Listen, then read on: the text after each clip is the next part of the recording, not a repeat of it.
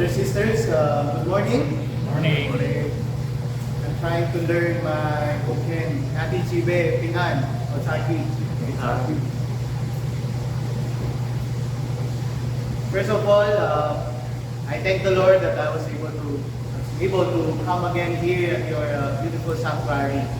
Although I do believe all of us was affected by Karina and many of our houses, and some of us, even our church, was affected by the typhoon, by the habagat and the rain and the flood. But still, we can thank the Lord. We are here. And we could see the sustaining grace of God is still with His people. There are so many blessings that we can think and say, Lord, Kamshatsu, thank you that you are with us in all of these challenges and all of these trials of faith.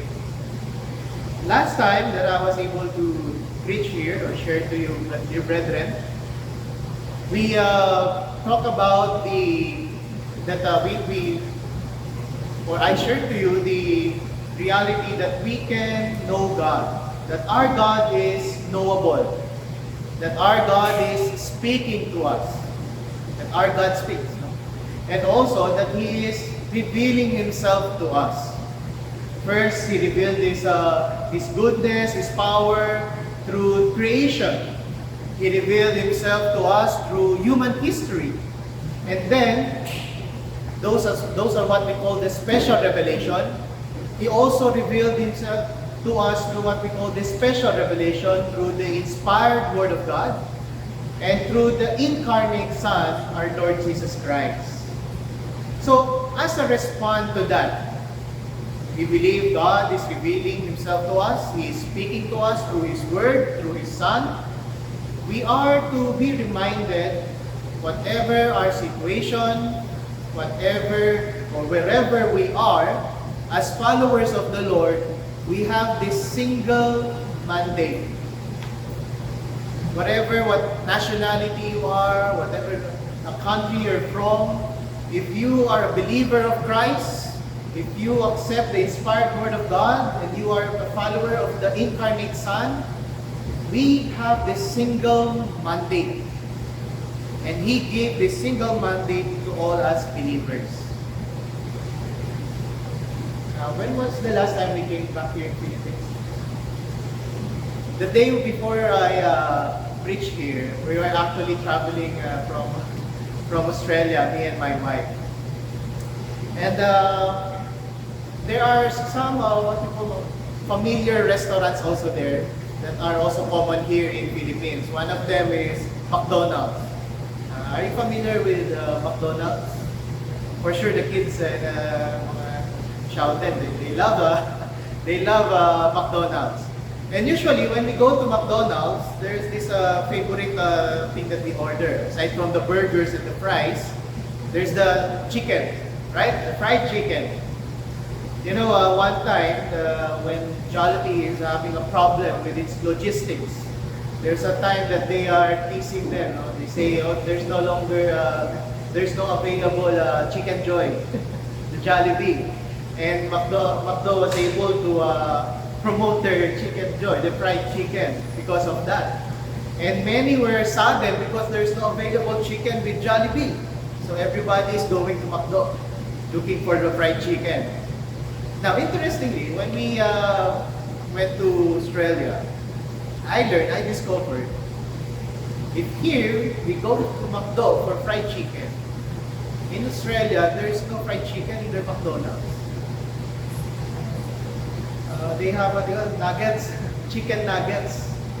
So I was happy to see a McDonald's, and I want to order my familiar. I'm looking for the familiar menu.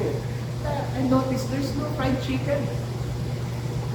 You know, here in the Philippines, if you go to Jollibee and McDo, if there's no fried chicken, that is not Jollibee. That is not McDo. We always look forward for the chicken. But there's no chicken. It's only nuggets, burgers, and chips, and some drinks. I was kind of, what happened here? There's something wrong. But McDonald's in Sydney,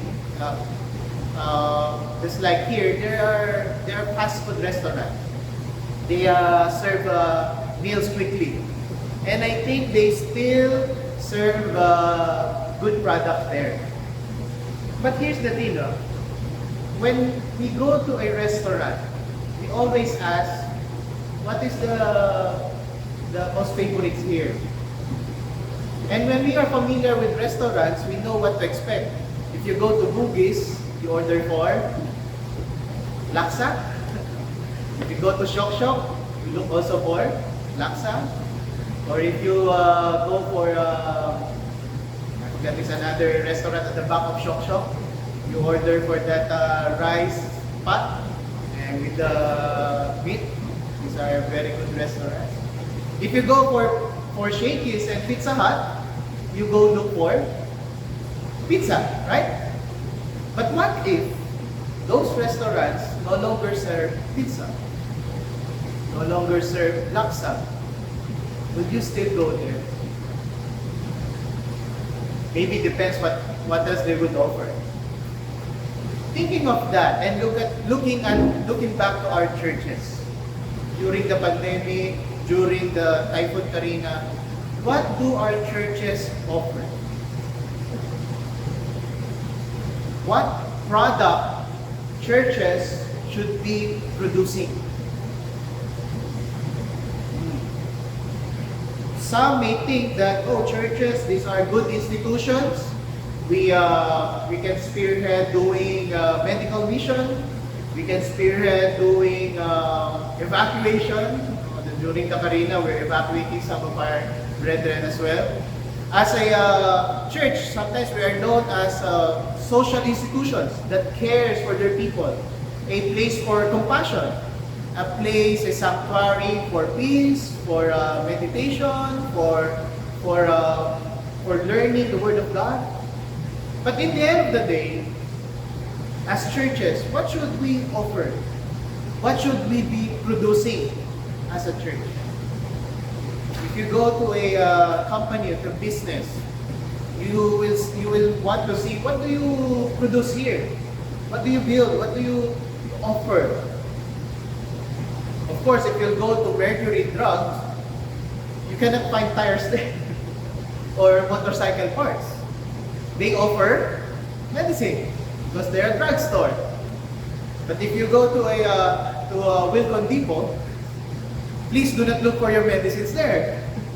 For sure, what you can find there are construction materials. So as a church, what do we offer? What do we produce? During our last week, we were at COE's conference in Subic for 3 days. And we were actually reminded there that as God's people, we have this one mandate, what we call is the gospel mandate. I'm not saying relief operation, medical mission, these are good ministries. But these are what they call cultural mandate. This is expected by our society to us. But what is expected to us from the Lord is that He wants us to move forward with the gospel mandate. And that is why I would like to invite you all to read with me the book of Matthew, chapter 28, for sure, a very familiar passage to all of us. Matthew, chapter 28, verses 16 to 20. So if you have your Bibles with you, if it's a digital Bible, open with me in Matthew, chapter 28, Matthew 28, verse 16 to 20. For some of you, maybe you memorized this already. Matthew 28, 16 to 20. Then the 11 disciples went to Galilee, to the mountain where Jesus had told them to go. When they saw Him, they worshipped Him.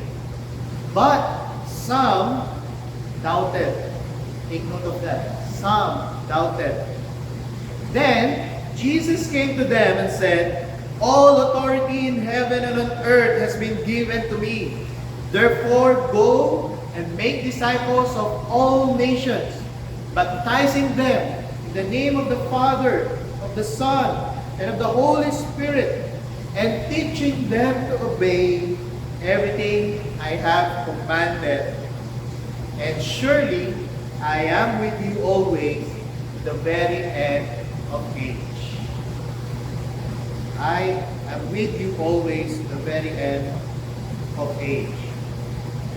One single message that we can draw from that passage is the gospel mandate, which is our purpose and should be our product. It is to make disciples and to produce Christ-like disciples. What is our mandate purpose? It is to make disciples, and our product will be producing Christ-like disciples. Our purpose, disciple making. Our product, Christ-like disciples. And this should be the main thing of our church. And as a body of Christ, as brethren, we are being exhorted here by the Lord to make sure that the main product, our main thing, should remain as our main thing. That our main thing should remain our main thing. Again, I'm not saying, tear down this place, let's just make discipleship at our homes, let us stop doing ministries. No, I'm not telling you to stop gathering together, doing ministries. Those are noble things to do. But as we do these ministries, it should be a ministry that is contributing to the main thing, the main product. If you're in business, especially if you're a manufacturing company, you want to make sure that everything the people doing inside the company is all contributing to the product that you are producing, right? You won't want to start a restaurant inside your manufacturing company. Or else the employees will just be going to the restaurant and eating, not working, right? You want them to be focused in doing the main thing and in producing a quality product. Right? Do you agree with that? So as a body of Christ, as a church, this should be also our main thing, to focus on producing that main thing in carrying our gospel mandate. Now, as we go back to the passage we're studying, I want to share to you some context here. Who are the audience there? Who are the audience there? In verse 16, now the 11 disciples. Why 11? Where's the other one? Remember, they are the 12 disciples. What happened to the other one? Well, he betrayed Jesus, right? That is Judas Iscariot. So now there remains the 11 followers of Jesus Christ, the 11 disciples. So disciples are generally known as followers. They follow their teacher. So if you're a teacher, you have disciples. But here, these are special kind of disciples. These are certain kind of disciples because they have a certain kind of teacher. It is Jesus Christ. This time, Jesus Christ was resurrected. Imagine you have a relative after mourning for 3 days. On the 3rd day, resurrected. For sure, all ears wanting to hear what he or she will be saying. Where have you been for the past 3 days? So here, the disciples are there, present. They're the followers of Christ. And I do believe this passage is also going to speak to us if we believe that we are also followers or disciples of Christ. This message is for all those who follow our Lord Jesus Christ. If you are saying you are a follower of Christ, please listen well. If you're not yet sure if you're a follower of Christ, I would also tell you, please listen well. Because God is speaking to us right now. He is speaking to us through His Word, and we'll be seeing that He is also speaking to us through His Son. So what's happening here in this passage? So when we saw we learned the audience or the disciples, where is the setting? Jesus called to meet them. And it's not via Zoom, but it's a face-to-face meeting. Face-to-face meeting to meet the resurrected Christ. They met at what they call Galilee. Now, Galilee is actually a big region. It's like a big lake. So all the places and towns around the Sea of Galilee, it's called the Galilean area, Galilean region.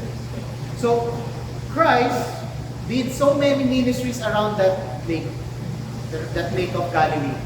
And Galilee is a familiar place to all the disciples. Most probably, they have this spot, this place where they regularly meet. And there's this mountain, they say, that they met. I hope we can visit that place as well. We're going for an Israel tour. But not today.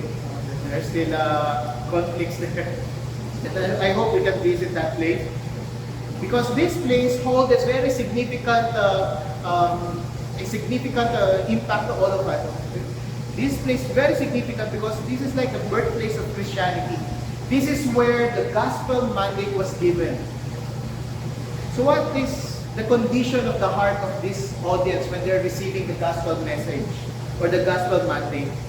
When they saw Him, they worshiped Him, but some doubted. So some of them, they are in awe.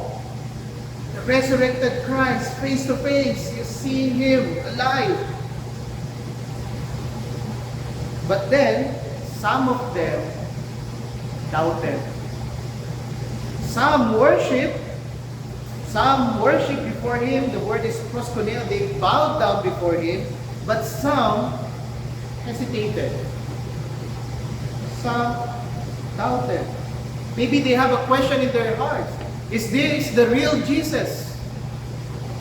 Or is it a double? Is it the real Jesus? Now, this is also a reality of many Christians today. Some, they really worship and acknowledge the power of His resurrection. But still, there are so many who are in doubt. Sometimes there are those who are hesitant. Some are excited, but there are also some who is going with the flow. Dear brethren, we do not want us living in doubt. We want the real thing. We want to be assured.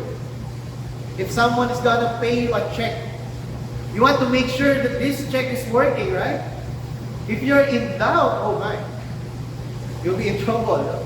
Especially if your name, I remember one time I am depositing a check, and then the bank doesn't want to accept the check because they're in doubt of me. Because the name, instead of putting my whole name, they just place Pastor Paul. So I have to prove that I am Pastor Paul. I have to show them the live stream of our church. Good thing you have our live stream here. So I have an additional evidence. Oh, that's Pastor Paul. So I have to prove it to them. When Jesus faced His disciples, He also wants to prove to them, I am the risen Christ. You should not doubt. You should not doubt. How did Christ convince them? How did Christ settle that issue of doubt? He made sure that the disciples will be able to recognize His power, that the disciples will recognize His purpose for them.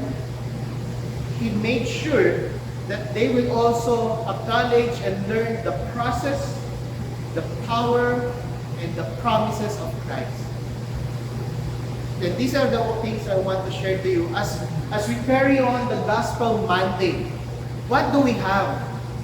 We have the power of Christ with us. We have His purpose. We are to learn the process.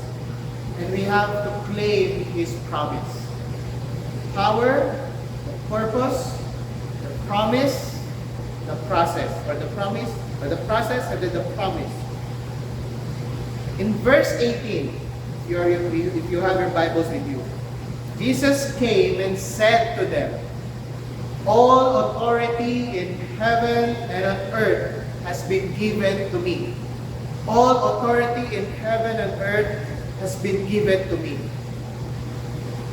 When I was young, I remember when my mom is calling, "Oh dear, you must run." When I hear my mom calling me, "Where are you now? Come home." Make sure you must take heed and come home running. Or else you'll receive a, what they call it, pakatsan. If you don't want to be spanked by your parents, by your mom, you have to really submit to their authority. Whatever I'm doing, wherever I am, whoever I am with, I should take heed to the call of my mom.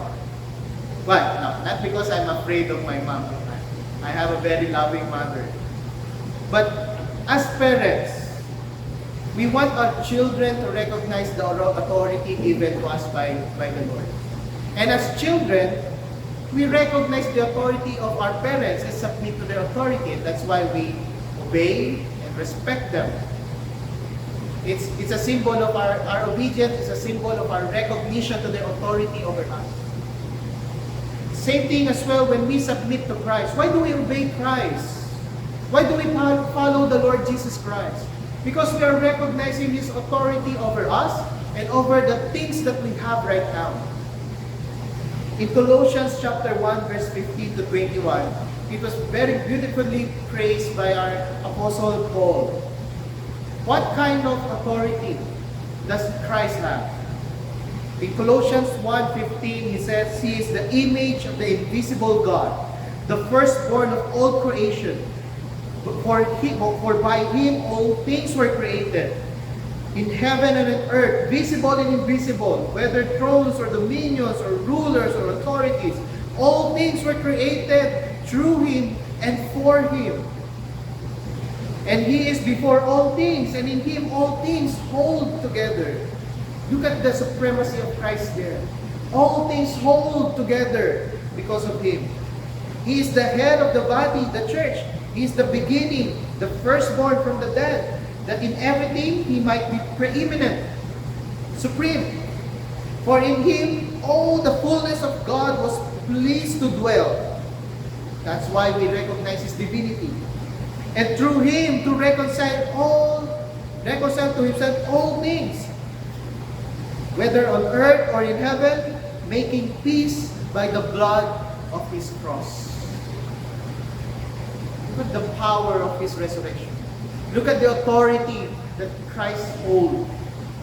He holds everything together. That's why for us as Christians, followers of the Lord Jesus Christ, it's a big deal when there's a doubt or question about the authority, the personhood of our Lord Jesus Christ. It's a big thing. It's a big deal. If a congregation debates from the teachings of who Christ is, we are to come and correct it. Because it's a big thing. God here is revealing Himself to us. His Son is revealing Himself to us. The question is, do we believe? Do we submit? Do we recognize His power and authority over our lives? His power and authority over the things that we have? Knowing God's work of salvation is knowing the power and authority of Christ over us. And knowing God's work of salvation leads us to a much greater meaning and purpose in life. That life is not just about here eating, living, working, and then in the end dying. It's not that. It's about living and enjoying this life, this gift of life, and living and enjoying our Lord in eternity.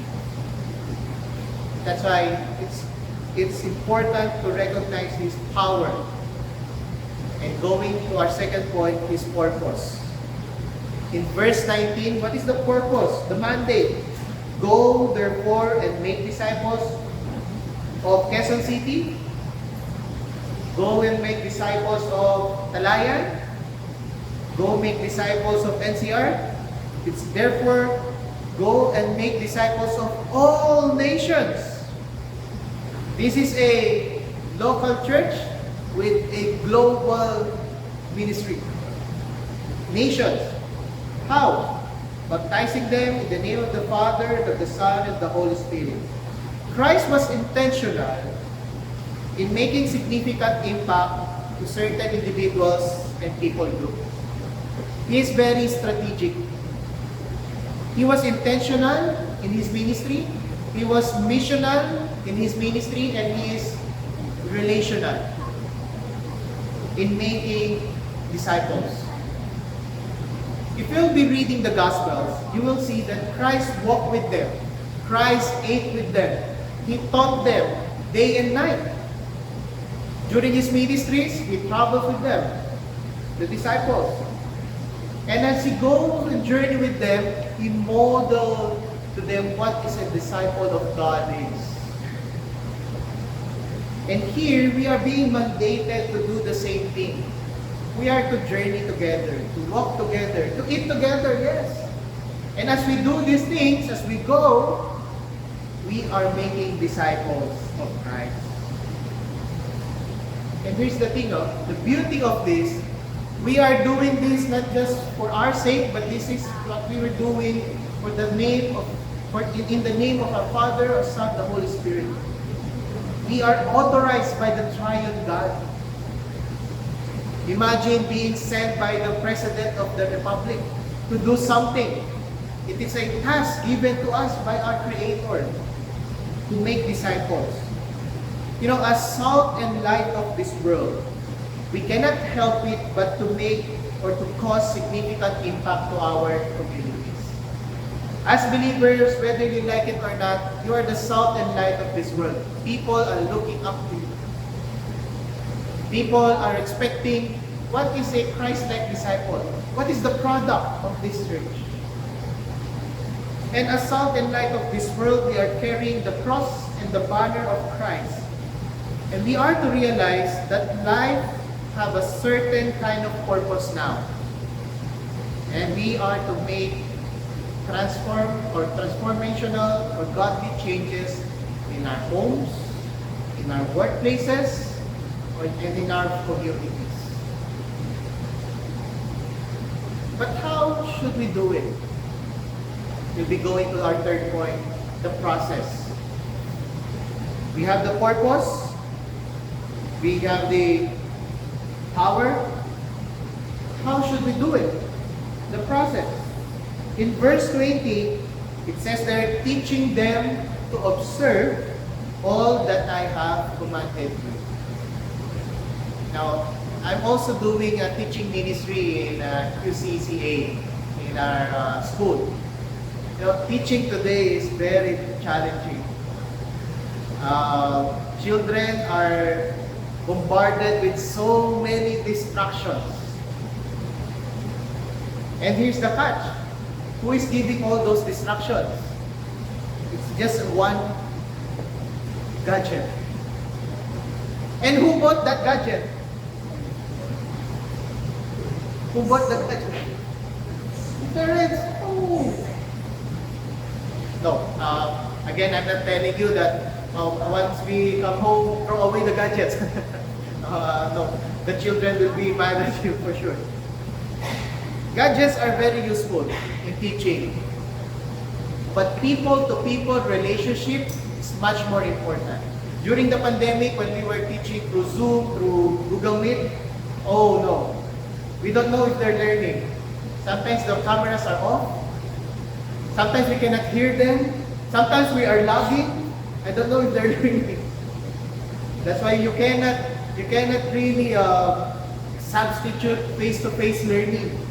People-to-people relationship. And this is the process of learning that Christ modeled with the disciples.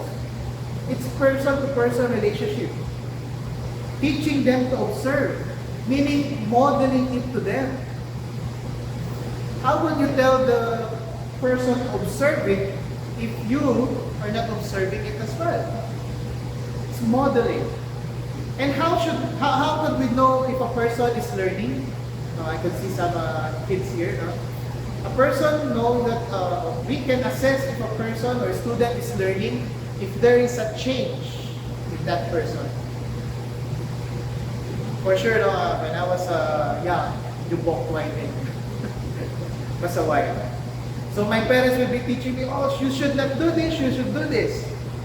So how would you assess if the children is learning? If they're able to do it on their own. There's a transformation, there's a change.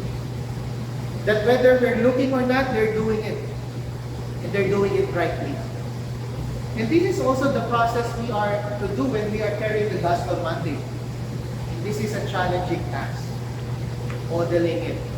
Making sure that there is transformation in these people.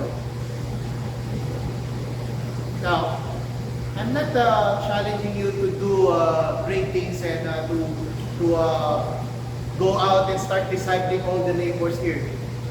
But we can start small. First, we have to observe it. And then we model it to the people close to us. To the people who are dear to us. To the people that is being drawn to us by the Lord. Model it. So what should we model? Well, if we'll be reading the Bible, there are so many laws. There are so many laws. And we know, and I do believe we are familiar that Jesus Christ summarized it. Simply putting, loving the Lord and loving our neighbor. Loving the Lord wholeheartedly, with our soul, heart, and mind, and strength. And loving our neighbor after that. So, as we carry on the Gospel Monday, there's a sense of growing in the Lord first.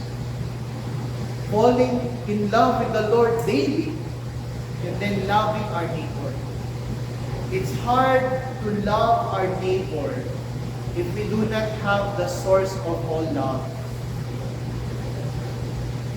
And that's why Christ was telling the disciples, teaching them to observe all that I have commanded you, knowing it well by heart and modeling it to them.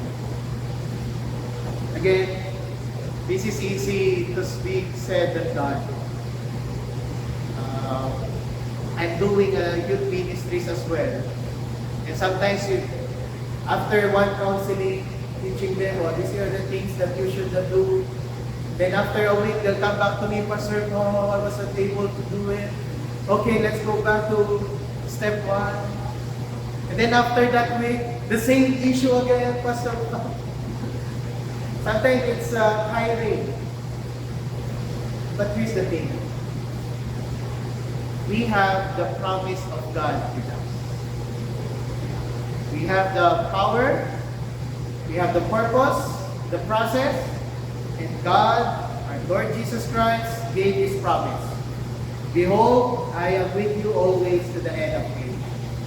Sometimes do you feel overwhelmed or burdened doing ministry? Sometimes ministry is tiring. Not only as lay people, as pastors. So sometimes even pastors get tired. Even lay people get tired. Sometimes becomes routinary. There's no more excitement. Here's the difference between a child and an elder or an older adult. If you're a child, and if you open a box of cookies, once you hear the crackling sound, there's this excitement with the children, right? Oh, there's cookies! There's cookies! And then when you're pulling out the big cookie and giving it to the child, there's this awe and gratefulness. Thank you for the cookie. You can see the big smile. When you're an adult, you see a cookie, you see sugar. If I'll be eating this, the sugar level will be. There's no more excitement. You're starting to compute how much sugar I'll be taking today. And then you'll be, maybe you're testing, or one time my wife is testing my sugar, good thing, it's still below the border. There's no more excitement, there's no joy. It's a regular cookie. Because I've been seeing this cookie for how many years? And this is also a tendency for believers. As we carry on the gospel mandate, at first we're so excited. We're so excited. But after 5, 10, 30, in our church, we have 4th generation Christians and also 5th generations in the children's ministry. The elderly, the adults, sometimes they get tired. And it's a challenge. How will we bring these children now closer to the Lord if they're seeing we're no longer excited about the things of God? But think of it, sometimes we forget this when we wake up, that God is with us. I like how Sister Susan messaged me, Emmanuel, the Son of God is with us. The Son is with you when you are waking up, when you are heavily burdened, we can draw near to Him and find rest. When we are troubled, we can draw near to Him and find peace. When we are hungry and thirsty, He is the living water. He is the bread of life. There are so many exciting things we can discover in Christ. And He is just near you. He is with you as His followers. The question is, are we tapping on that promise of Christ? And this promise of Christ is available to those who carry the mandate He gives to us. In conclusion, the gospel mandate should be the overarching theme of every ministry of our church. We are in the business of making disciples. We are in the business of producing Christ-like disciples. And we are here today to recognize His power, to receive His purpose, to do the process, and to claim the promise of Christ. Dear friends, there are a lot of exciting things God is in store for us. We are here to discover it. And I hope each of us will be able to see the wonderful things God had planned for all of us. Let us pray. O Lord our God, thank you for your Son who came to reveal these things to us. Thank you, O Lord, for His Word that we're able to read and see, so that we can review, reflect, and continue to affirm that indeed we have this single mandate as your people, and that we receive this gospel mandate, recognizing your authority over us, that you are the Almighty God, the Prince of Peace, the everlasting Father. And to you, O Lord, we entrust our lives. Enable us, O Lord, that we be faithful in carrying on this gospel mandate, that we'll be able to produce disciples who are Christ-like, future leaders of churches, future followers of you, servants of you, O Lord. O Father, it is a privilege to become your sons and daughters. And I hope, O Lord, as sons and daughters, we will continue the process of learning and modeling your gospel, that you as our Savior, we may share you to more people, especially to those who are close to us, to those who are dear to us, and that we may be able to disciple them, that they will become followers of you as well, Lord. O Father, we claim your promise of presence. You know, O Lord, the situation of my dear friends and brothers and sisters here. You know, O Lord, who are those who are troubled. You know, Lord, those who are hungry and thirsty of you. You know, O Lord, those who are heavily laden. Be upon them, O Lord. Fill them with your love and grace. Fill them, O Lord, with your mercy and goodness. That we, as your people, become a salt and light of this world, making significant change, causing transformation in our neighborhood. This is our prayer. In the name of the Father, of the Son, and of the Holy Spirit. Amen.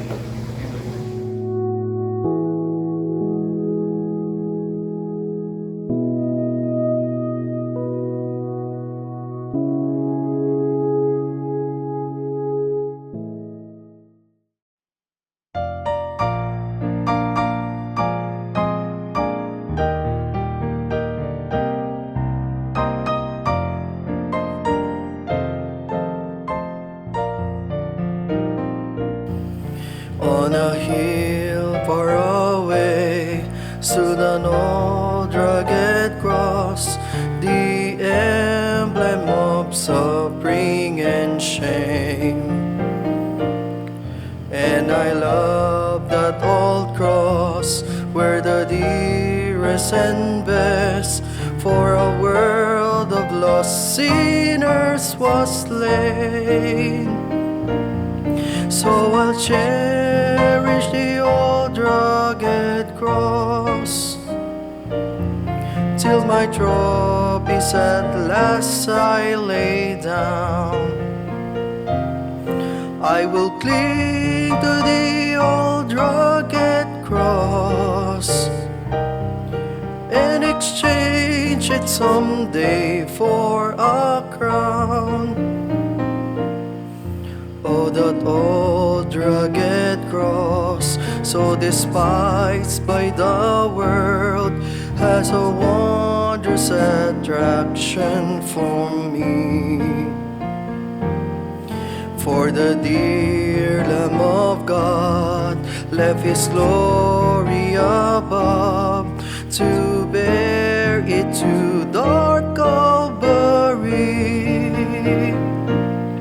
So I'll cherish the old rugged cross till my trophies at last I lay down. I will cling to the old rugged cross and exchange it someday for a crown. In the old rugged cross, stained with blood so divine, a wondrous beauty I see. For dear Lamb of God left His glory above to pardon and sanctify me. So I'll cherish the old rugged cross till my trophies at last I lay down. I will cling to the old rugged cross and exchange it someday for a crown.